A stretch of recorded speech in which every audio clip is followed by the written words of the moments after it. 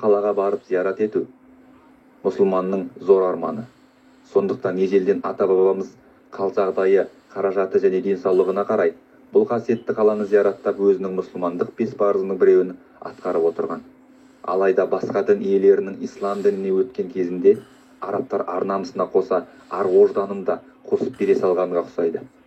Бүгінгі күнде Шығыс Түркістан елінде жүздеген мешіттер қиратылып, мыңдаған Құран кәрімдер мен жайнамаздар өртеліп жатқанда, перзентіне мұсылманша есім қою тыйым салынып, аузынан Алла деген сөз шықса түрмеге қамалып, мұсылман қыздарын дінсіз қытайларға мәжбүрлеп қатындыққа беріп жатқанда, арабтардың қытайларды қолдап жатқандығы бізді осындай қорытынды жасауға мәжбүрлеп отыр.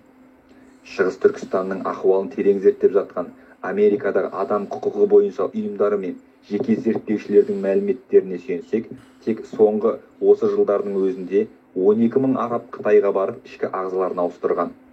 Ағза ауыстыруда бізге арабтардың қойған талаптары мәлім. Олар біріншіден ағзаға алынатын адам сөзсіз мұсылман болу шарт. Екіншіден наркоз берілбеуге тиіс. Өйткені наркоз берілген адам ағзасы радиациямен зақымданады. Демек адам ағзасы тірідей алыну шарт.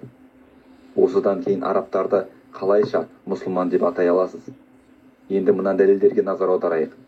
Жақында бүкіл әлеуметтік торларда мұсылмандардың қадірлі қаласы Меккеде Әл-Харам мешітінде, яғни Қағбаны зияраттап жүрген қытайлар туралы видео тарады. Құран кәрімде айтылғандай ислам дінінен басқа діндегілер мен дінсіздер бұл орынға кіру шектелген. Аудармашы араб олардың ислам дінін қабылдағанын тек біреуінің ғана қабылдамаған хабарлап отыр.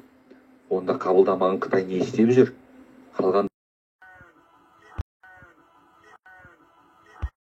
Esta canción